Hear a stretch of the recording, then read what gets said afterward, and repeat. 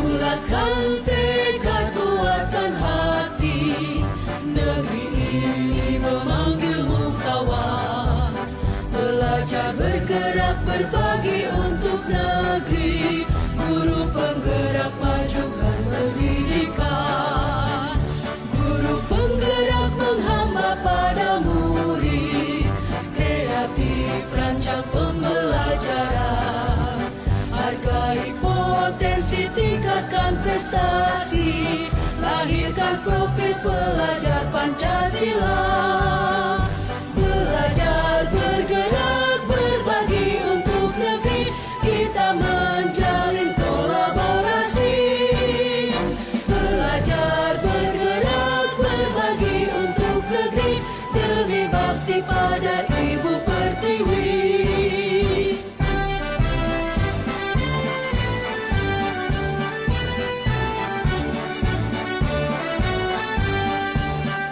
Bulatkan tekad, kuatkan hati, negeri ini memanggilmu kawan. Belajar bergerak berbagi untuk negeri, guru penggerak majukan pendidikan. Guru penggerak menghamba pada murid, kreatif rancang pembelajaran. Hargai potensi, tingkatkan prestasi, lahirkan profil pelajar Pancasila. Belajar bergerak berbagi untuk negeri, kita menjalin kolaborasi. Belajar bergerak berbagi untuk negeri, demi bakti pada Ibu Pertiwi. Belajar bergerak.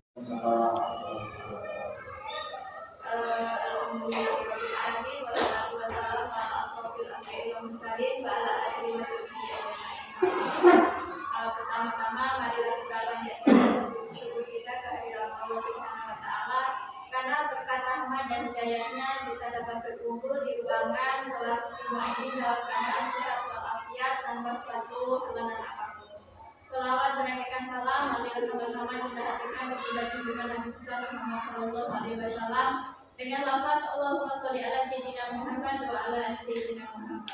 Mudah-mudahan kita selalu berselawat kepada beliau, kita diakui sebagai umatnya di yaumil akhir nanti dan mendapatkan syafaat dari beliau. Amin Allahumma amin.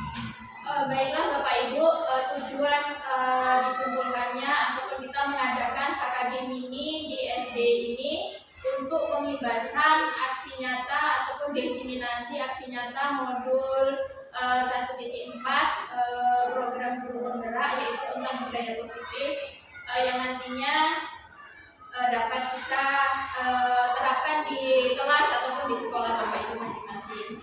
Sebelumnya saya ada ini susunan acara. Yang pertama yaitu pembukaan, marilah kita baca Bismillah bersama-sama. Bismillahirrahmanirrahim. Dan yang kedua sambutan dari Bapak Kepala Sekolah kepada Bapak Kepala Sekolah, silakan. Assalamualaikum warahmatullahi wabarakatuh. Waalaikumsalam warahmatullahi wabarakatuh. Rekan saya Surya dari Institut Tangga yang sebentar lagi kebetulan gurunya ada tugas untuk sertifikat manual yang bersedia mendampingi kita semua masih lagi berbuka. Bapak Ibu yang mengerti, pertama adalah kebanyakan satu syukur kita kepada Allah Taala yang biasa kita masih diberi kesehatan sehingga kita dapat melaksanakan kegiatan ini yang mana untuk menunjang jenjang pendidikan kita di sekolah kita ini. Berselawat kita kepada Rasulullah SAW dengan lafaz Allahumma sholli ala sayyidina Muhammad wa ala ali sayyidina Muhammad. Mudah-mudahan yang selawat kita selalu mendapatkan beliau dunia akhirat. Bapak Ibu yang kami hormati, terutama salah satu dari guru kita yang berusaha untuk menjadi guru penggerak, dimana nanti akan menggerakkan seluruh kegiatan pendidikan yang dari pendidikan. Bapak Ibu kami hormati, pada pertemuan kita kali ini itu kita membahas masalah budaya positif. Yang namanya budaya itu kalau di daerah kita itu kebiasaan kita, itu artinya dengan adat. Makanya banyak budaya kita, budaya turun ke sawah, budaya pengantin. Namun kegiatan kali ini budaya kita yang positif, terutama masalah pendidikan. Untuk itu saya berharap nanti sekarang bukan kami menggurui, bukan menggurui, tapi kita berbagi ilmu. Nanti silakan kita feedback, tanya jawab, ada sesi tanya jawabnya sehingga kegiatan kita ini akan kita laksanakan secara serius. Apabila kita laksanakan secara serius, sebentar saja selesai, kita bisa kembali ke tugas kita masing-masing. Sekali lagi saya berharap sama kita menganggap walaupun umurnya muda, tapi yang direkam kita anggap sebagai fasilitator kita, yang penggerak kita sehingga memotivasi kita untuk meningkatkan ilmu bidang pendidikan. Saya ingin menyampaikan sekali lagi saya berharap mari kita kegiatan ini secara serius. Bila itu berbeda, Assalamualaikum warahmatullahi wabarakatuh. Baiklah Bapak Ibu, kita langsung ke pokok pembahasan saja. Sambil snack Pak Yat. Ya, sambil snacknya diambil ya Bu ya. Baiklah Bapak Ibu, ini adalah pengibasan dari budaya positif yang saya dapatkan selama pelatihan calon guru penggerak. Dan saya calon guru penggerak angkatan 11. Saya berasal dari SD 154 Kedung Bendara Timur, Kabupaten Tebo. Nah, saya berada di kelas 11-18. Ini adalah fasilitas saya. Beliau adalah guru SMA Negeri 1 Sarolangun yang bernama Ibu Rifah Haslimah Muda, dan pengajar praktik saya Ibu Elawati. Beliau adalah guru TK Pertiwi 4 Kedung Bendara Barat yang sudah beberapa kali datang ke sekolah kita untuk pendampingan di situ. Nah, kita memasuki inti pembahasan pada siang hari ini, yaitu tentang konsep inti budaya positif. Jadi budaya positif itu terdiri dari beberapa elemen. Ada perubahan paradigma belajar, ada disiplin positif, nilai kebajikan, kebutuhan dasar manusia, motivasi perilaku manusia, posisi kontrol guru, keyakinan kelas, dan segitiga restitusi. Pembelajaran dengan paradigma baru. Pembelajaran dengan paradigma baru merupakan pembelajaran yang dirancang berdasarkan prinsip pembelajaran berdiferensiasi, sehingga para peserta didik belajar sesuai kebutuhannya berdasarkan tahap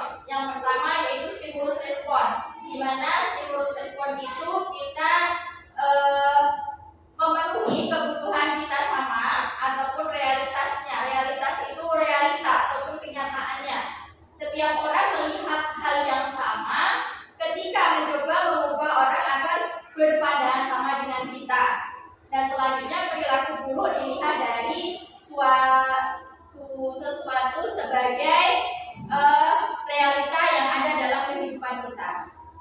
Selanjutnya ada teori kontrol. Realitas ataupun kebutuhan itu kita berbeda-beda. Setiap orang memiliki gambaran yang berbeda-beda. Nah, untuk perbedaan itu kita berusaha untuk memahami pandangan orang lain tentang dunia pembelajaran anak-anak di sekolah. Nah, semua perilaku itu memiliki tujuan dan maksud untuk mencapai sesuatu visi yang sudah tertera dalam sekolah kita. Selanjutnya, nah, di sini ada disiplin positif, itu dimensi yang pertama. Slide itu boleh digeser ke sana nggak?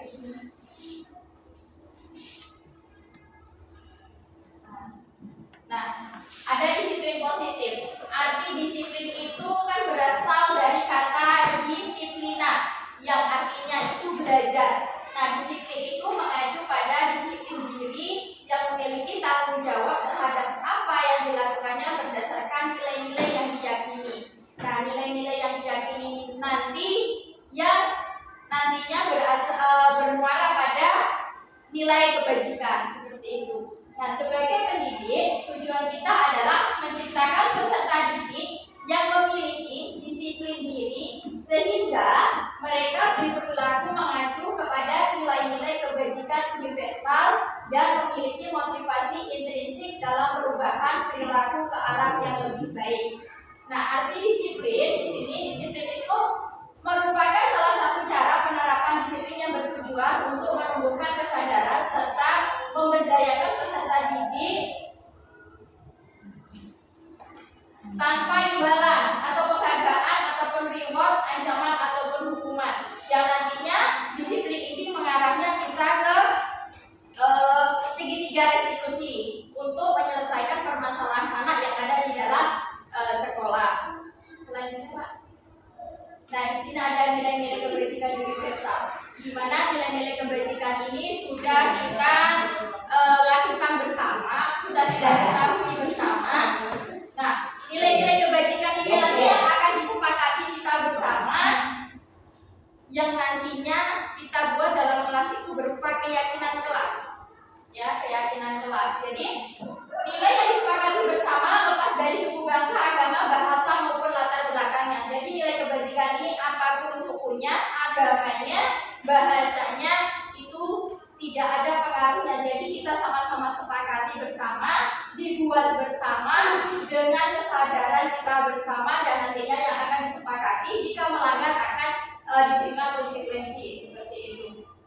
Nah, ini ada teori kontrol juga. Setiap perilaku atau perbuatan memiliki suatu tujuan. Ini menurut Dr. William Glasser pada teori kontrol 1984.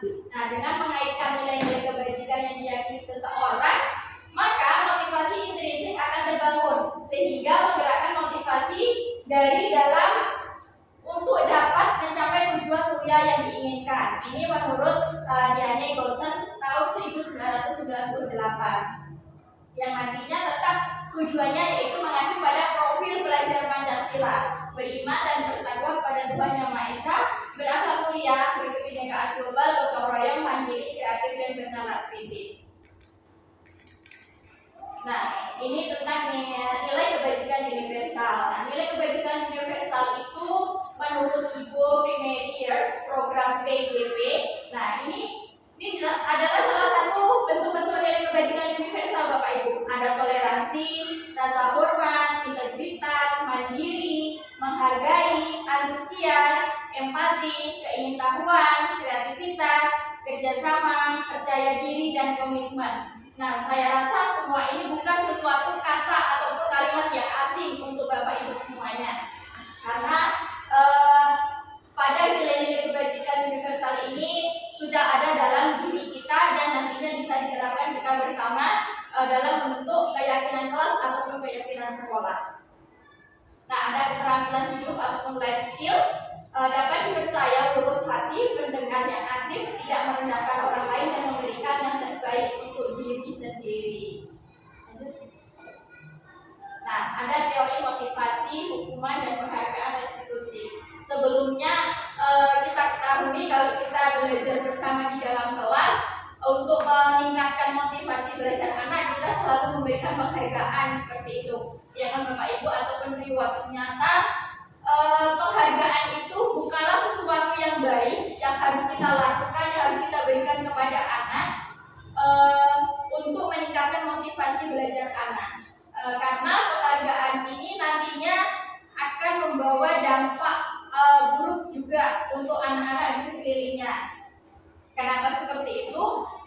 Karena penghargaan ini nantinya, misalnya anak yang satu itu mendapatkan penghargaan, sedangkan yang lain tidak, nantinya akan menimbulkan kecemburuan sosial seperti itu. Nah, di sini untuk menghindari ketidaknyamanan ataupun hukuman, apa yang akan terjadi apabila saya tidak melakukannya? Nah, itu nanti boleh ditanyakan dalam membuat keyakinan kelas seperti itu. Nah, untuk mendapatkan imbalan dari orang lain ataupun institusi. Nah, ini nanti dalam bentuk pertanyaannya itu yang mengarah pada untuk mendapatkan imbalan itu tadi. Apa yang akan saya dapatkan apabila saya melakukannya? Jadi anak ini mau melakukan sesuatu hanya untuk mendapatkan imbalan seperti itu, bukan semata-mata muncul dari dalam dirinya dia sendiri. Nilai intrinsiknya itu tidak muncul dari dalam diri anak tersebut, tetapi beliau melakukan sesuatu itu untuk mendapatkan imbalan yang sudah dijanjikan seperti itu. Nah, ini nanti akan berdampak negatif pada motivasi intrinsik anak, karena anak ini melakukan sesuatu itu kan karena motivasi eksternal dari orang lain, bukan dari dalam dirinya dia sendiri seperti itu. Nah, yang terakhir untuk menghargai diri sendiri. Nah, saya akan menjadi orang yang seperti apa bila saya melakukan apa seperti itu kan. Nah, motivasi untuk menghargai diri sendiri inilah yang paling penting. Nah, motivasi ini tumbuh dari dalam diri anak ataupun intrinsik anak yang nantinya ini bisa dibawa untuk menerapkan disiplin positif tadi seperti itu. Misalnya kita tumbuhkan motivasi intrinsik anak, misalnya dengan kita menaikkan ke profil pelajar Pancasilanya seperti itu untuk mencapai tujuan disiplin positif tadi. Jadi anak itu melakukan sesuatu yang pertama harus dilakukan yaitu untuk dirinya dia sendiri dulu. Nah, untuk dirinya dia sendiri, jika sudah untuk dirinya dia muncul dalam dirinya dia untuk melakukan sesuatu hal yang baik, maka nanti anak tersebut akan membawa pengaruh yang baik untuk lingkungan sekitarnya, terutama teman-temannya seperti itu. Lanjut Pak. Nah, di sini ada hukuman dan juga ada restitusi, ada konsekuensi. Nah, ketiga bentuk ini adalah suatu hal yang berbeda. Hukuman, konsekuensi, restitusi. Kalau misalnya yang sering kita dengar adalah hukuman dan konsekuensi, betul seperti itu Bapak Ibu? Ya. Kalau hukuman ini sering kita lakukan ya, tidak hanya Bapak Ibu, tapi hukuman ini sebenarnya tidak boleh dilakukan untuk anak-anak seperti itu. Kenapa? Karena akan menurunkan mental anak seperti itu kan. Bentuk hukuman ini seperti apa? Misalnya, kenapa bisa dikatakan hukuman seperti itu? Karena hukuman ini dia terjadinya itu secara tiba-tiba. Murid itu tidak tahu apa yang akan terjadi dan tidak dilibatkan. Nah, bersifat satu arah berupa hukuman fisik atau psikis. Contohnya, misalnya, tetapi ada anak yang tidur secara otomatis mungkin emosi kita naik ya kan. Kita ada tanya itu, mungkin kita gebrek dengan, hei, kenapa kamu tidur? Nah, seperti itu kan. Nah, dia kaget dia langsung mungkin dia mentalnya langsung down karena sudah takut dengan kita kan. Nah, itu seperti itu sebenarnya tidak boleh dilakukan untuk anak-anak kita, karena akan menurunkan mentalnya. Kalau mentalnya sudah turun, maka nilai intrinsik dalam diri anak itu susah untuk dimunculkan dan dibangun untuk mencapai tujuan menerapkan disiplin positif tadi seperti itu. Nah, misalnya kita boleh menanyakan baik-baik sama anak, kita bangunkan, kenapa kamu tertidur? Apa penyebabnya yang menyebabkan kamu tidur? Gitu. Kita cari dulu penyebabnya itu apa. Nah, kalau sudah cari penyebabnya, kita pecahkan secara bersama-sama. Nah, apa yang harus dilakukan anak dan nilai kebajikan hal tersebut, ini nanti lalunya ke restitusi seperti itu Bapak Ibu. Nah, kalau konsekuensi, konsekuensi ini sudah direncanakan. Kita menganggapnya sama hukuman dengan konsekuensi gitu kan. Konsekuensi itu merupakan sesuatu hal yang harus ditanggung jika melakukan kesalahan ataupun akibat dari perbuatan seseorang. Nah, sudah melalui restitusi ini kita menumbuhkan nilai intrinsik dalam diri anak apa yang harus dilakukan dan bagaimana solusinya jika kamu melakukan hal tersebut. Konsekuensinya apa? Nilai kebajikan apa yang sudah kamu langgar? Nah, terhadap pelanggaran kamu, maka kamu akan berbuat apa? Nah, seperti itu. Itu mengarahnya ke restitusi untuk dalam menghadapi anak-anak di sekolah, permasalahan yang ada di sekolah tentang anak-anak, kita bisa menggunakan konsekuensi dan restitusi seperti itu.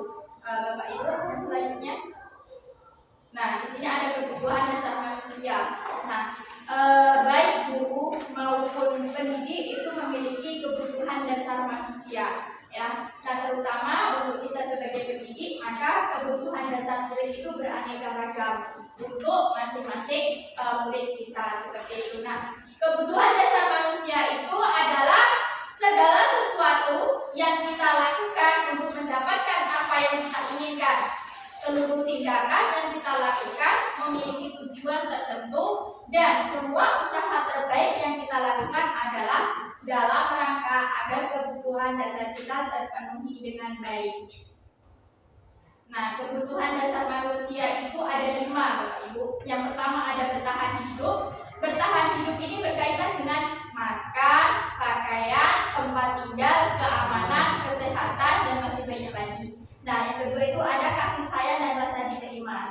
Nah, rasa diterima ini dipedulikan di berbagai kalangan. Contohnya kalau kita di sekolah, mungkin ada anak yang merasa kurang diperhatikan, seperti itu kan, kurang diterima sama teman-temannya. Mungkin ada background keluarga yang kita tidak tahu, seperti itu.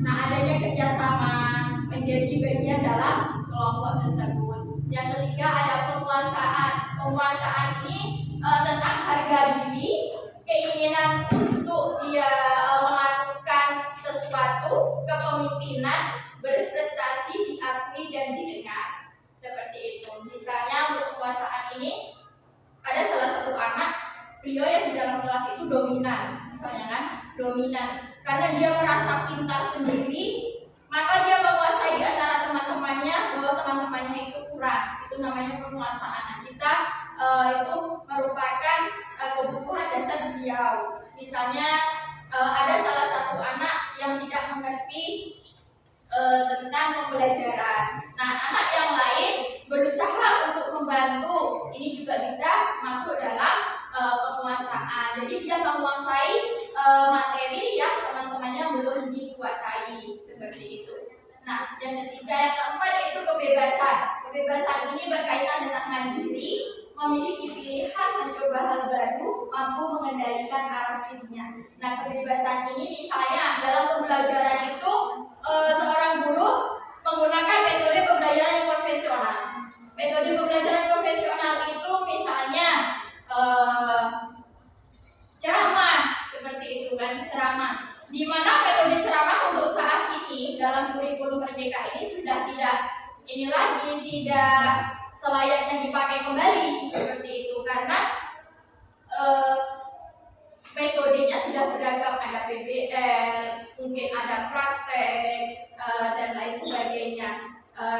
Dalam kebebasan ini, jadi anak merasa jenuh dalam pembelajaran. Dia butuh kebebasan, butuh kesegaran untuk menghadapi pembelajaran yang dilakukan di dalam kelas, seperti itu. Nah, kita tidak bisa menghakimi anak, ibaratnya kamu harus mengikuti ibu seperti ini, kamu harus ikut. Itu tidak bisa. Jadi anak juga butuh kebebasan, seperti itu, dalam hal kebebasan yang positif untuk menunjang keberhasilan dalam pembelajaran. Yang selanjutnya yaitu kesenangan. Kesenangan ini bermain, humor, antusiasme, dan tertawa. Untuk kesenangan ini bisa kita terapkan di dalam kelas dalam pembelajaran. Untuk saat ini kan kita sudah tidak asing lagi dengan media-media pembelajaran. Misalnya kita membuat PowerPoint seperti ini. Mungkin lebih kreatif lagi kalau ada kartun-kartunnya yang bisa ngomong, yang bisa berbicara seperti itu kan. Jadi anak lebih senang dalam mengikuti pembelajaran. Ataupun kita ngajari anak belajar melalui seni, di mana belajar melalui seni tersebut pembelajaran intinya keyword dalam pembelajaran, kata kunci dalam materi itu kita ambil. Sudah kita ambil, kita ramu, sudah diramu, kita buat dalam sebuah lagu seperti itu kan. Ada beberapa guru kita yang sudah melakukannya, seperti Lukman, guru kelas 5 sudah melakukan itu. Walaupun beliau sudah mendekati masa pensiun, alhamdulillah masih semangat ya Bu ya. Nah, untuk itu kita bisa melakukan itu, pembelajaran melalui seni ya, dimana pembelajaran melalui seni ini akan lebih menambah kesenangan anak dalam pembelajaran, motivasi anak akan semakin meningkat ya, semangatnya juga semakin berkobar-kobar dia. Kenapa? Karena dia tidak jenuh. Mungkin kalau hanya dijelaskan, didikte seperti itu, untuk saat ini pembelajaran yang modern seperti ini anak sudah jenuh, tak mau lagi. Apalagi anak sudah mengenal gadget itu, tak mau lagi dia. Ya, jadi kita harus pandai-pandai berkreasi, berinovasi. Apa yang harus kita lakukan supaya anak ini senang belajar dengan kita seperti itu. Lanjut Pak. Nah, ini yang paling penting, yaitu 5 posisi kontrol guru. Ada yang pertama pendukung, kedua pembuat merasa bersalah, ketiga teman, keempat pemantau, dan yang kelima adalah manajer. Nah, kita sebagai guru sebaiknya kita berada di posisi mana Bapak Ibu? Dari kelima posisi kontrol ini, kita sebagai guru seharusnya kita berada di posisi mana? Ketiga, teman. Ada lagi yang lain? Kelima, manajer. Ada lagi?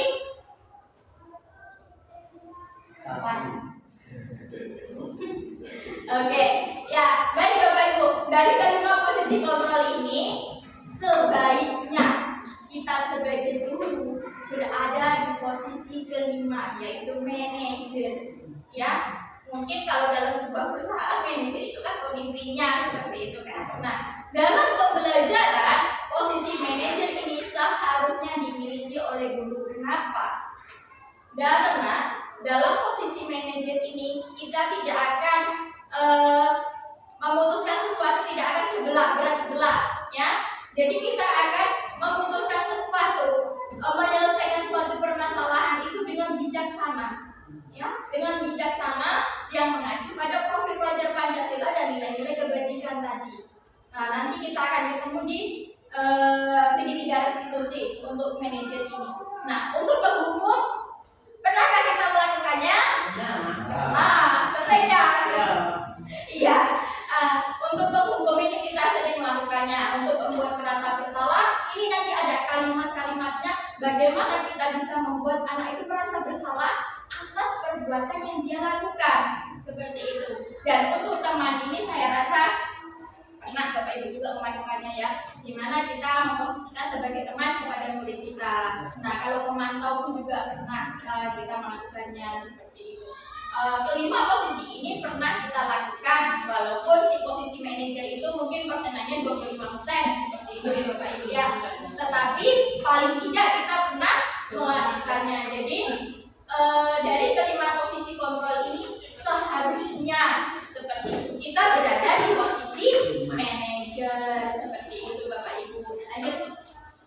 Nah, di sini ada pengertiannya, apa itu penghukum, pembuat merasa bersalah, teman, pemantau, dan manajer. Penghukum itu guru berada di posisi penghukum. Nah, posisi penghukum ini seperti yang tadi, sebenarnya tidak boleh kita lakukan untuk anak-anak kita. Kenapa? Yang pertama mental down. Yang kedua, anak akan takut jika ada kita. Kalau nggak ada kita, ya udah bisa bodong seperti itu, nggak akan takut. Sama guru lain itu nggak akan takut ya, seperti itu. Yang kedua itu berbuat merasa bersalah. Nah, berbuat merasa bersalah ini guru akan menggunakan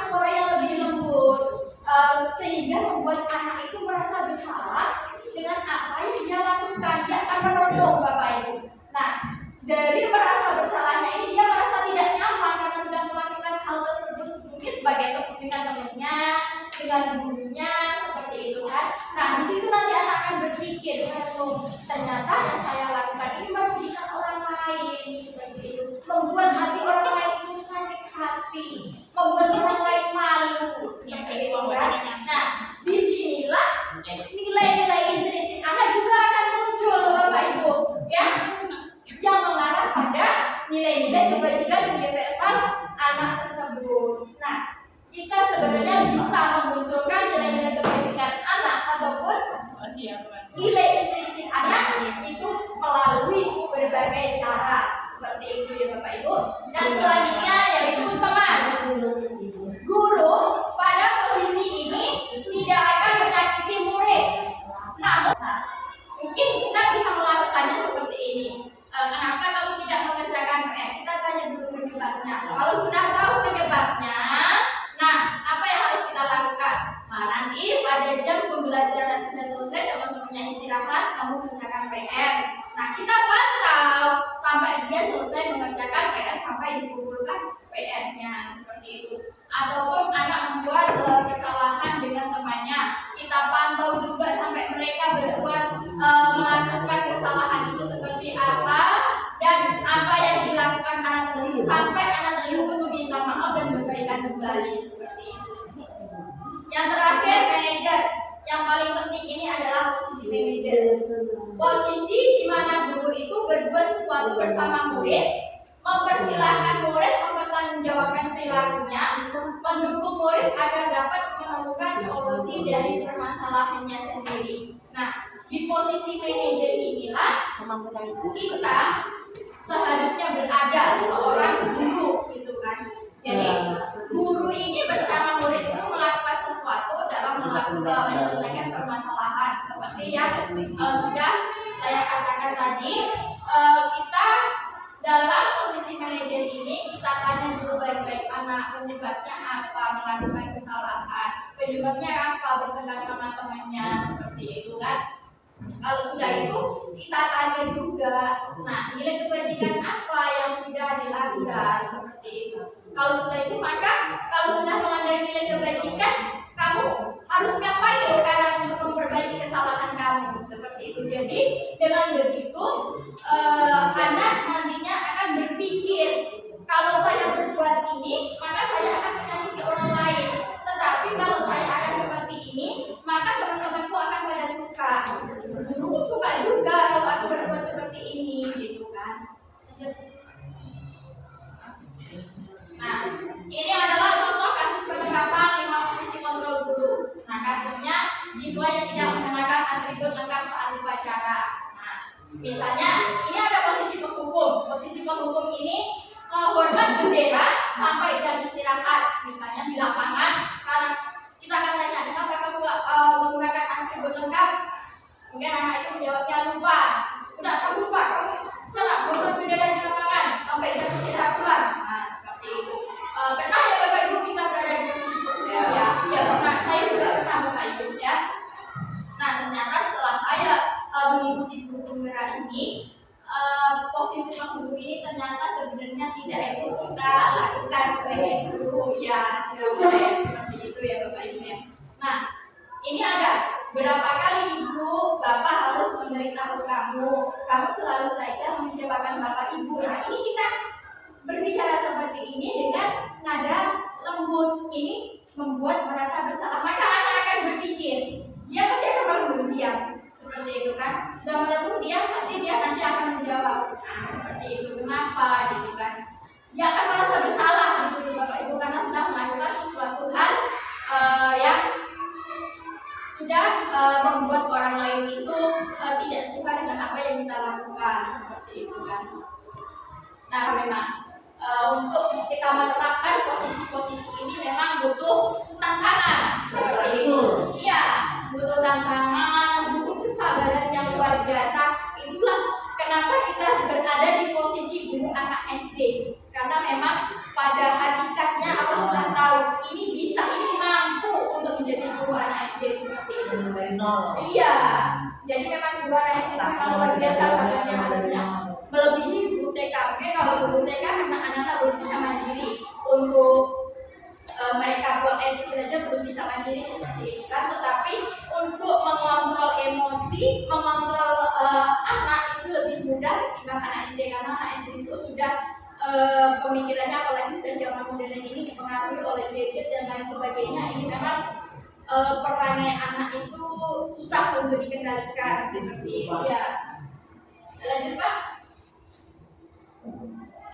Oke, nah ini ada juga yang berposisi sebagai teman, masih dengan kasus yang sama. Nah, sebagai teman ini mungkin kita lebih dekat lagi dengan anak-anak ya. Nah, bisa kita melakukannya seperti ini. Ayo dong, ikuti aturan sekolah. Tolong bantu ibu bapak ya. Sekali ini saja, misalkan. Ya sudah, tidak apa-apa. Lain kali jangan sampai berbuat seperti ini lagi ya. Itu kita posisinya sebagai teman. Mungkin juga pernah kita melakukan hal itu, tetapi sangat jarang sekali yang sering kita lakukan adalah mendukung seperti itu ya Bapak Ibu ya. Nah, yang selanjutnya yaitu pemantau. Nah, pemantau ini bisa kita menggunakan kalimat seperti ini. Kamu sudah melanggar peraturan sekolah. Kamu tahu konsekuensinya, berarti kan ada peraturan, artinya sesuatu ini sudah kita sepakati bersama, maka munculnya konsekuensi seperti itu kan. Kamu tahu konsekuensinya. Nah, setelah upacara kamu beli atributnya, informasi dan jangan diulangi lagi. Nah, seperti itu. Kita pantau sampai anak membeli. Besok hari Senin anak memakai nggak atribut sekolah seperti itu. Jadi kalau anak memakai atribut sekolah kembali, oh berarti anak sudah menyadari kesalahannya dan siap untuk memperbaiki atas kesalahannya yang dilakukan seperti itu. Nah, ini juga yang terakhir yaitu berposisi sebagai manajer dengan kasus yang sama. Nah, kita bisa melakukan anak itu dengan berbagai pertanyaan Bapak Ibu. Contohnya, apakah kamu tahu kesalahan? Kira-kira bagaimana kamu memperbaiki kesalahanmu? Seperti itu. Ini sebagai manajer ini nanti kita kaitkan lainnya ke segitiga restitusi seperti itu Bapak Ibu. Lanjut. Nah, posisi kontrol apakah aku? Kita berada di posisi kontrol yang mana Bapak Ibu? Manajer. Ya. Jadi kelima posisi tadi pernah kita lakukan Bapak Ibu. Mantau, pendukung, membuat merasa bersalah dan manajer. Tetapi setelah pengimbasan ini kita harapkan kita bersama-sama untuk mencoba untuk menerapkan posisi manajer dalam pembelajaran ataupun dalam situasi di sekolah seperti itu Bapak Ibu. Apa rencanamu untuk menyelesaikan masalah ini? Ini nanti kita tanyakan untuk menyelesaikan permasalahan anak itu dalam segitiga restitusi seperti itu. Lanjut. Nah, lanjut lagi.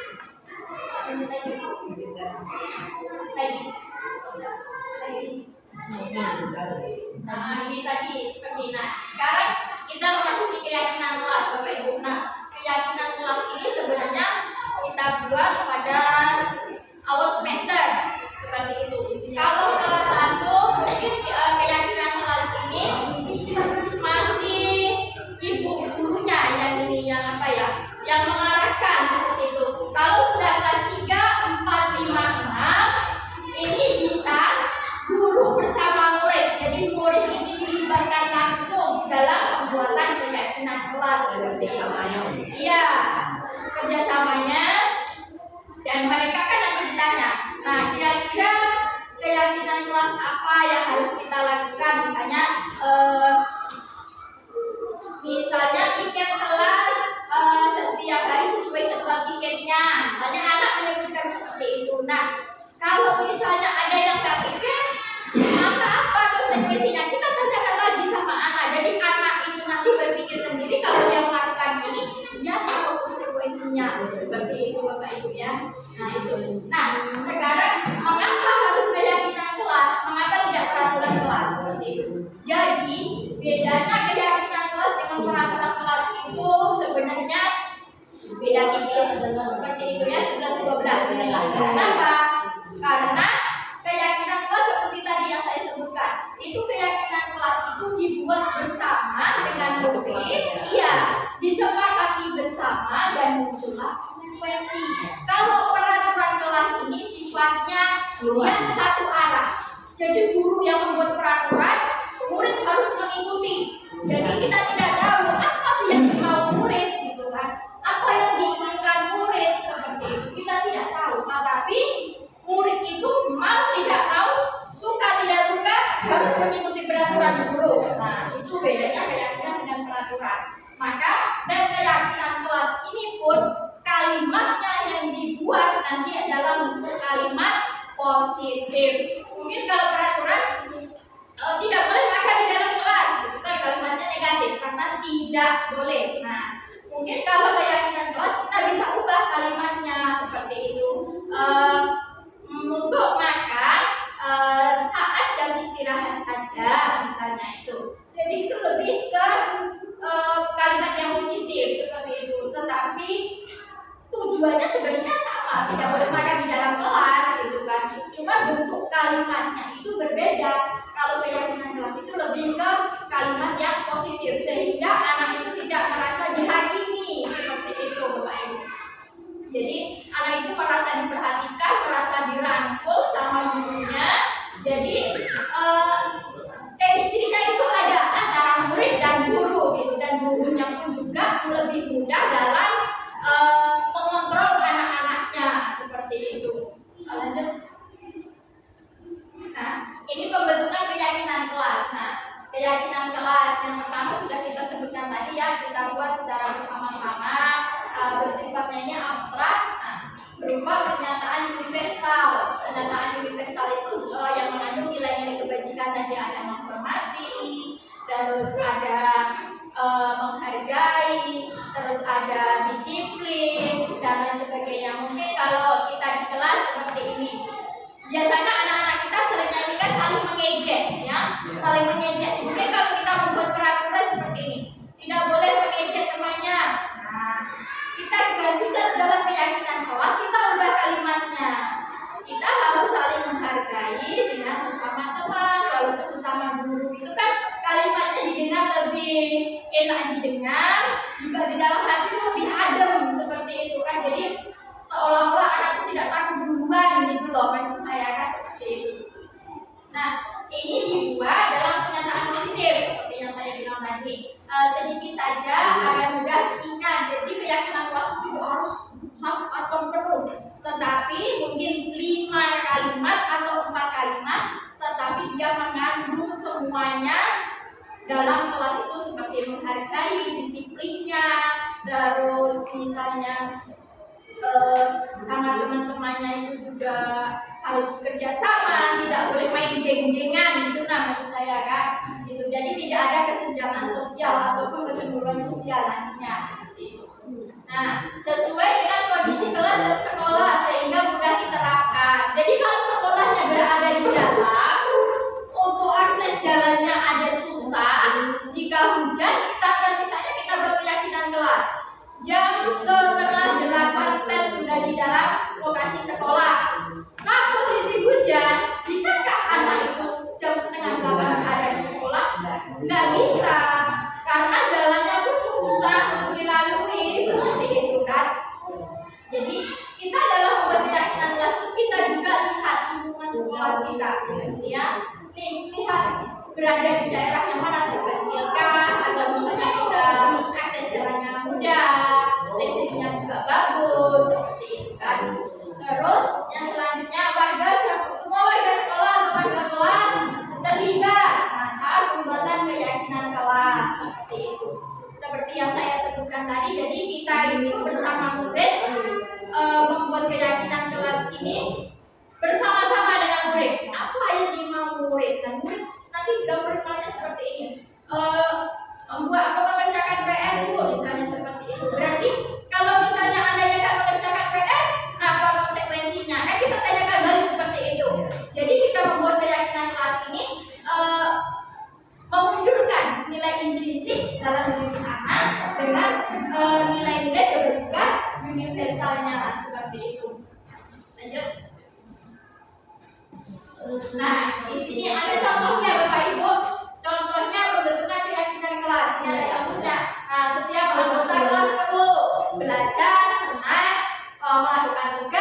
menghargai, merasa aman. Jadi merasa aman ini sesama temannya tidak boleh saling mengganggu. Misalnya kan biasanya kalau dalam belajar ada anak ya yang jahil misalnya. Jadi anak merasa terganggu, belajarnya tidak nyaman seperti itu kan.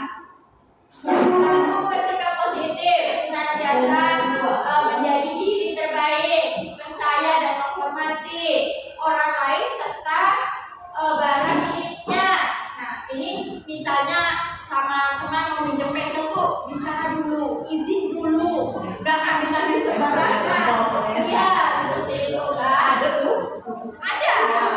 Makanya dengan pembuatan keyakinan kelas ini nantinya anak itu akan sadar sendiri terhadap apa yang dia lakukan dan konsekuensinya seperti itu. Terus ada berkomitmen terhadap setiap tugas, misalnya dia komitmen seperti mengerjakan PR tadi, berarti besok harus dikumpul ya Bu. Nah kalau tidak mengerjakan PR dia sudah tahu konsekuensinya apa seperti itu kan. Senantiasa membantu, jadi saling sama teman itu misalnya tadi ada teman yang tidak membawa pensil, kita pinjami, itu sudah membantu teman dalam proses pembelajaran. Nah ini ada hormat juga. Nah hormat ini meyakini bahwa sangat pentingnya menghormati semua orang dan barang miliknya orang lain ataupun miliknya sendiri, juga bekerja sama, penting juga dalam berkolaborasi itu bekerja sama, dalam menghormati teman, dalam sebuah kalau misalnya guru itu dalam sebuah pekerjaannya di sekolah sama guru dengan atasan, seperti itu. Kalau murid ya sama murid dengan guru. Lanjut. Nah, tibalah kita pada segitiga restitusi Bapak Ibu. Nah, di sini segitiga restitusi ini yang nantinya mudah-mudahan dapat kita terapkan di sekolah kita. Nah, segitiga restitusi ini ada 3 langkah yang harus kita lakukan Bapak Ibu. Ada menstabilkan identitas, ada validasi tindakan yang salah, dan juga ada menanyakan keyakinan. Nah, ini juga berkaitan erat dengan keyakinan kelas dan nilai-nilai kebenaran universal. Jadi juga berkaitan dengan 5 posisi kontrol, juga berkaitan dengan 5 kebutuhan dasar manusia. Pokoknya adalah di segitiga restitusi seperti itu Bapak Ibu. Nah, ini menstabilkan identitas itu yang pertama, ya.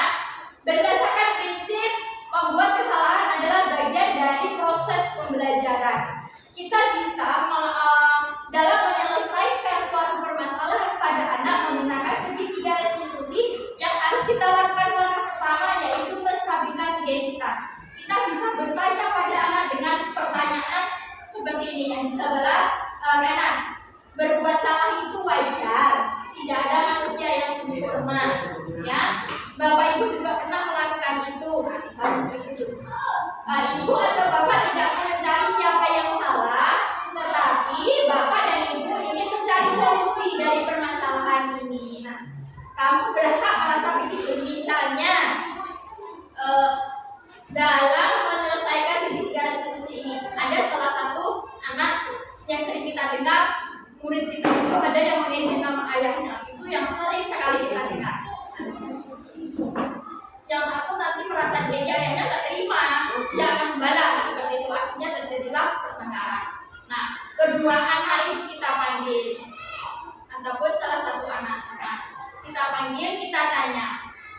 Nah, kenapa kamu terjadi pertengkaran itu, sebenarnya apa penyebabnya? Kita sudah tahu penyebabnya, dia bercerita. Nah, misalnya kalau saya kemarin mengambil kasus antara Aisyah sama Akila. Jadi Aisyah itu dia ternyata mengejek ayah Akila. Nah, Akila tidak terima, mengejeknya ayah Aisyah kembali seperti itu. Aisyah merasa malu dan marah karena diejek di depan teman-temannya semuanya. Maka mereka saling bercekcok, lalu bertengkar seperti itu kan.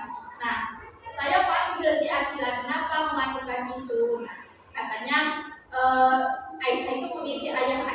duluan gitu kan. Jadi Akila merasa tidak terima, makanya Akila membalas perbuatan si Aisyah. Nah, kita boleh bekerja sama anak bahwasanya perbuatan si Akila itu walaupun dia tidak terima ayahnya diejek, perbuatan yang dilakukan itu salah, itu tidak boleh dilakukan seperti itu. Kalau kita tanya, tahu nggak kalau perbuatan kamu itu salah, pasti dia akan menjawab, ya Bu, perbuatan saya salah. Nah, untuk kedepannya lagi, kalau misalnya teman kamu mengejek kamu lagi, maka apa yang akan kamu lakukan? Nah, kita tanya seperti itu. Nah, sudah itu, anak pasti akan menjawab berdasarkan keyakinan kelas tadi yang sudah dibuat tadi kan. Pasti akan berpikir, mungkin akan lebih sabar lagi dan melaporkan semua itu kepada gurunya, seperti itu kan. Berarti anak sudah memikirkan ini apa yang harus dia lakukan kalau ada punya ngejek gitu, tanpa harus membalas perbuatannya itu gitu kan. Sudah itu kita baru bilang, mungkin kalau ibu berada di posisi kamu, mungkin ibu juga akan marah seperti itu kan. Jadi wajar kalau kamu marah dengan perbuatan Aisyah seperti itu. Cuma kita lanjut ke posisi kedua gitu, untuk validasi tindakan yang salah. Kamu melakukan itu pasti ada alasannya, seperti itu. Lanjut Pak selanjutnya. Nah, validasi tindakan yang salah. Nah, kamu melakukan itu pasti punya alasan. Coba sekarang ceritakan sama ibu apa alasannya kamu melakukan itu. Pasti akan bercerita dari awal sampai akhir. Sudah bercerita, baru kita nanti bilang sama anak lagi, kan seperti itu. Nah, dengan pertanyaan yang bagaimana? Pertanyaan yang berada di sebelah kanan ini. Nah, sudah kita validasi tindakan yang salah seperti menanyakan alasan. Nah, sudah itu kita juga bisa meyakinkan anak itu kan.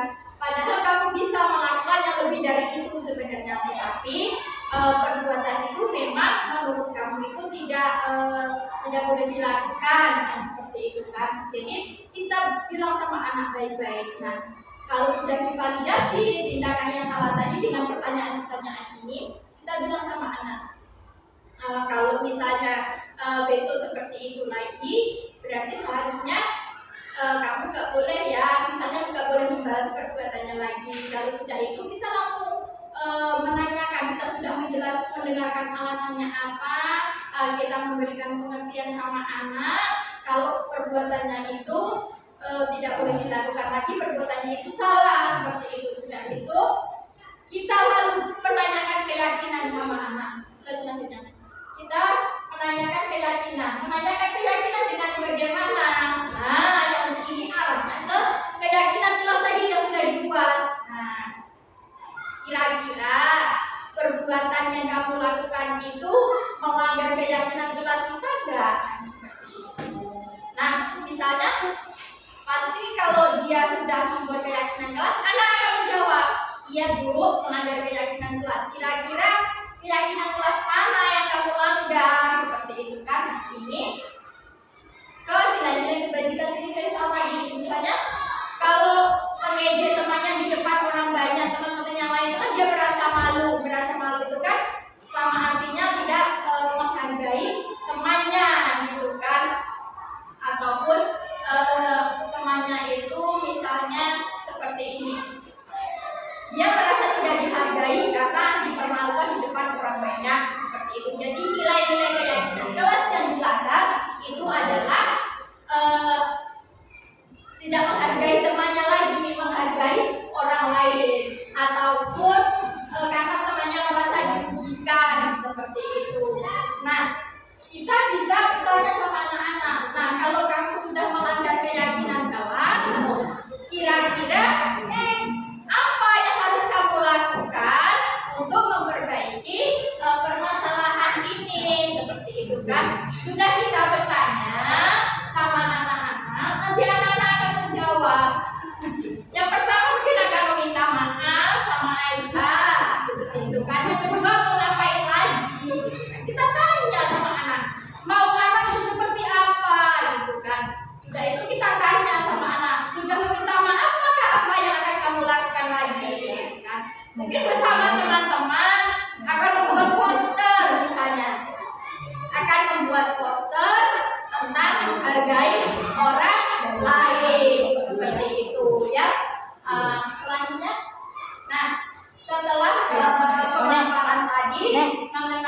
beberapa dimensi dalam budaya positif. Nah, maka dalam penerapan program disiplin positif, sebenarnya guru memiliki standar kepribadian profesional dan sosial yang baik, di mana guru mampu merefleksi dirinya dalam posisi kontrol saat ini. Bagaimana perjalanan dirinya sebagai among ataupun manajer yang menuntut murid-muridnya menjadi insan yang mandiri, merdeka, dan bertanggung jawab. Nah, ini adalah sesuai dengan filosofi Ki Hajar Dewantara, di mana Ki Hajar Dewantara itu berkata, seorang guru itu hanya menuntun anak sesuai dengan kodratnya yang ada dalam diri anak untuk mencapai keselamatan dan kebahagiaan yang setinggi-tingginya, baik sebagai manusia maupun sebagai anggota masyarakat. Untuk sebagai manusia itu untuk dirinya sendiri, untuk sebagai masyarakat adalah pergaulan dia dalam kehidupan sehari-hari di masyarakat. Lalu maka itu nanti kita sebagai seorang guru mudah-mudahan ataupun kita sama-sama berupaya, sama-sama berusaha untuk menerapkan 5 posisi kontrol. Yang pertama, yang paling utama yang harus kita lakukan adalah sebagai posisi manajer. Seperti itu. Mudah-mudahan nantinya kita semua bisa menerapkan itu, dan saat kita menyelesaikan permasalahan, marilah kita sama-sama untuk bersama-sama mencoba hal yang baru, yaitu menyelesaikan permasalahan dengan menggunakan segitiga restitusi, sehingga anak merasa dihargai, guru pun juga tidak merasa rugi. Karena apa? Karena kita udah marah-marah sama anak, yang pertama udah pusing, emosi memuncak, yang kedua mendapat dosa, ya kan? Iya, sudah dosa kita banyak, ditambah lagi dosa lagi, seperti itu ya, susah.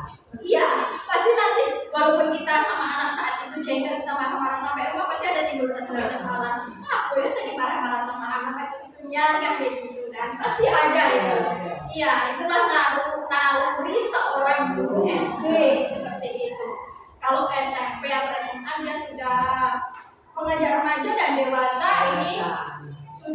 dia sudah kepribadiannya pun sudah berbeda dengan anak SD, gitu kan. Dan gurunya mungkin lebih mudah lagi untuk mengontrol anaknya. Cuma juga harus was-was kalau diajar anak SMP ataupun SMA, apalagi yang masih bijak, tidak main, gitu kan. Ya, jadi Bapak Ibu, pembahasan untuk diseminasi budaya positif dari saya sekian, dan bila ada pertanyaan silakan Bapak Ibu mengajukan pertanyaan. Marilah sama-sama kita pecahkan permasalahan ini dalam pembelajaran anak di sekolah dan juga dalam Bapak Ibu bertugas di sekolah sesuai dengan tupoksi Bapak Ibu semuanya. Saya persilakan kepada Bapak Ibu yang ingin bertanya.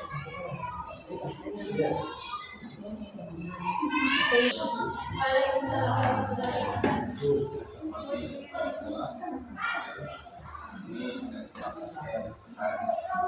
Dari awal analisa sama ini cara isinya kayaknya saya sangat terima kasih kepada kegiatan ini. Kemudian saya kurang paham dari yang saya pahami. Jadi saya minta ulang jawabannya. Oke, baik Pak, ini segitiga restitusi ya Pak ya, namanya segitiga biru. Gak apa-apa. Ya, kita kan belajar agama ya Pak. Tahu kita Iya. Segitiga restitusi. Jadi segitiga restitusi ini kita dalam menyelesaikan permasalahan ada 3 tahapan Mbak. Yang pertama itu menstabilkan identitas, yang kedua validasi tindakan yang salah, dan yang ketiga itu menanyakan keyakinan. Jadi ketiganya ini kita harus lakukan secara runtut Pak. Jadi ketiganya ini kita lakukan secara lembut. Tadi kita mengarahnya kemana? Kita ke keyakinan keras, ke nilai-nilai kebajikan universal, dan 5 posisi kontrol tadi. Jadi kita itu berposisi sebagai manajer ya Pak ya. Ya, sebagai manajer. Ya, jadi guru berposisi Untuk lebih jelasnya ini sebenarnya saya sudah membuat videonya, Pak. Ini sudah saya lakukan untuk pembuatan videonya tentang 2 anak yang memiliki kasus seperti itu kan di sekolah ini. Yang pertama yang sudah saya jelaskan tadi, yaitu anak antara Aisyah dan Nakila, ya. Ini langsung ke ininya, langsung ke prakteknya ya Pak ya, supaya lebih mudah dalam pemahamannya. Jadi ke prakteknya ini si Aisyah sama Akila ini ternyata ditanyakan, tahu nggak Akila kenapa ibu panggil ke sini? Seperti itu kan? Maka Akila bertanya, nggak tahu ada apa? Seperti itu kan? Anak belum mau jujur ini Pak. Jadi yang harus kita lakukan kesaksian identitas dulu. Anak belum mau jujur, seperti itu kan? Jadi kita panggil, tanyakan, tahu nggak kenapa ibu panggil ke sini? Nggak tahu Bu, kenapa? Kan gitu. Nah, kemarin ibu mendapatkan laporan dari teman kamu kalau kamu itu bertengkar sama Aisyah. Benar seperti itu? Iya Bu, benar. Pasti akan menjawab seperti itu. Nah, sudah itu kita tanya lagi. Nah, kenapa kamu bertengkar gitu kan? Kapan kejadiannya? Gitu. Nah, pasti dia akan menjawab. Mungkin bertengkarnya karena ingin membalas si Aisyah gitu kan. Kita kaget, otomatis terkejut. Loh, kenapa ingin membalas Aisyah? Nah, kita masuk ke validasi tindakan yang salah gitu kan. Kenapa ingin membalas Aisyah?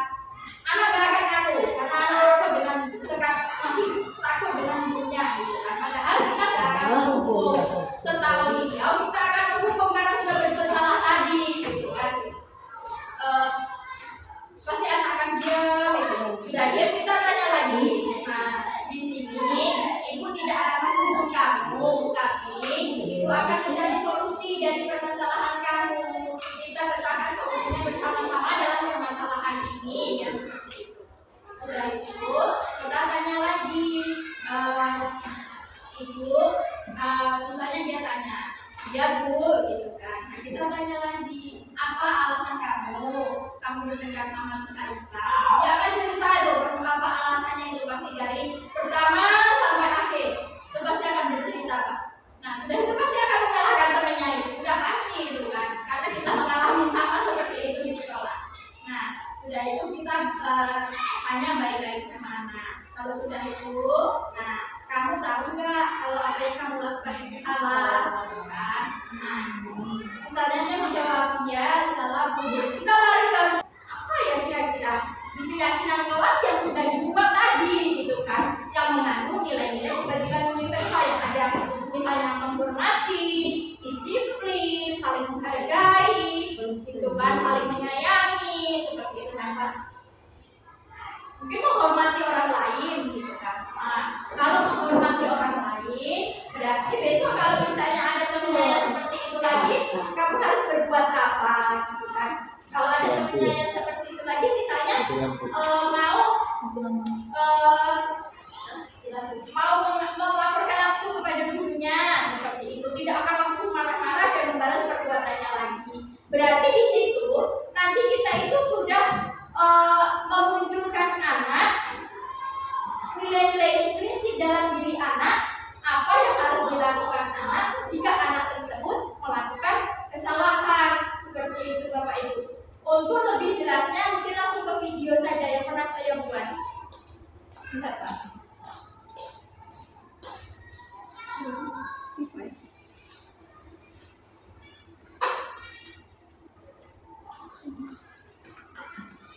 Di video.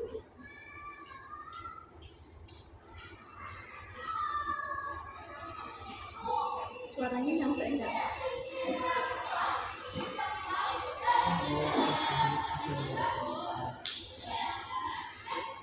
Nah ini Pak, ini menyelesaikan permasalahan dan mitigasi.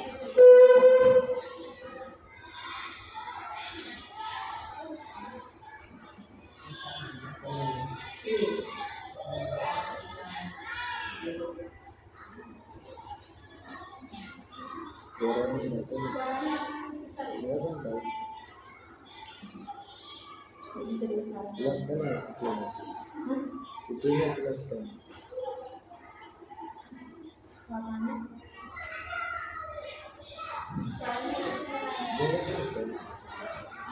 Karena nggak ada itu.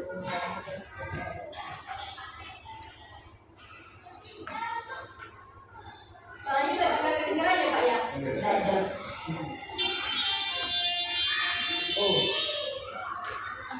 Ini boleh nanti ini ada dalam tugas saya nanti saya set ya Pak. Jadi untuk bagaimana kalimatnya dalam kita menanyakan itu juga nanti saya set sama Bapak.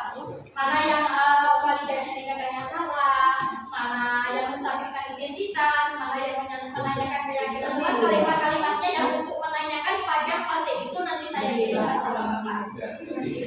Iya Pak, kurang lebihnya seperti itu Pak. Walaupun kita ketahui bahwasanya memang anak-anak kita ini luar biasa. Tapi saya sudah menerapkan di kelas 1 Pak. Kelas 1 itu kan memang dia tuh masih ada yang diam keroknya, mana yang membantu temannya, mana yang menjadi temannya, itu saat belajar ada yang nggak mau nulis, ada yang bantu teman-temannya, seperti itu kan. Saya sudah menerapkan itu di kelas 1 untuk segitiga restitusi ini. Ada anak saat menulis diganggu, dijahilin, gitu kan, diambil pensilnya, dia nangis. Nah, saya panggil anak itu di dalam kelas, saya tanya, saya terapkan segitiga restitusi, saya bukan dia itu membuat merasa bersalah. Saya tanya dengan baik-baik, gitu kan. Sudah itu dia diam itu mundur penuh. Nah, kalau sudah itu kamu tahu nggak kalau yang kamu lakukan ini salah? Dia mengangguk saja, dia nggak berbicara mengangguk. Kalau sudah itu maka kalau kamu tahu itu salah, kamu harus ngapain? Saya tanyakan, benar nggak masih ada kelas 1 ini? Dia langsung, aku mau minta maaf Bu sama si itu sama temennya, gitu kan. Nah, kalau sudah itu ya silakan, kalau kamu minta maaf silakan dilakukan sekarang. Saya bilang begitu. Anaknya langsung minta maaf sama temennya yang dijahili. Langsung saya bilang, nanti besok-besok jangan dilakukan lagi ya, itu perbuatan kami yang sekarang. Saya bilang begitu kan. Dia bilang iya Bu, walaupun besok diulang lagi Pak. Karena kelas 1 seperti itu kan. Ya kita maklumi, kita menerapkan sesuatu hal yang baru ini tidak secara instan langsung, tetapi kita perlahan, kita menerapkan perlahan-lahan yang nantinya efeknya nanti ke tahun berikutnya atau 2 tahun kembali seperti itu. Sepertinya seperti yang kita lakukan untuk kurikulum merdeka Pak. Kita kan nggak langsung diterapkan di sekolah full. Kelas 1 dulu sampai kelas 4, hasilnya bagus, dapat memunculkan karakter-karakter anak sesuai profil pelajaran Pancasila, sudah itu mendapatkan proyeknya, sudah baru kita tambah lagi untuk tahun berikutnya kelas 2 sama kelas 5 seperti itu. Jadi memang harus berjenjang, kita harus bulat Pak, harus bulat dalam menerapkan sesuatu hal yang baru. Kalau misalnya kita bosan, ya sudah kita stuck di situ aja seperti itu. Saya rasa kalau untuk bapak-bapak ibu-ibu semuanya ini sebenarnya sudah melakukan, hanya saja mungkin alur-alurnya itu yang kurang tepat dan tidak kita sadari sebenarnya kita sudah melakukan seperti yang diharapkan oleh Ki Hajar Dewantara seperti itu. Hanya saja mungkin karena kita tidak mempelajari lebih dalam lagi dalam penerapan itu kita kurang maksimal seperti itu Bapak Ibu.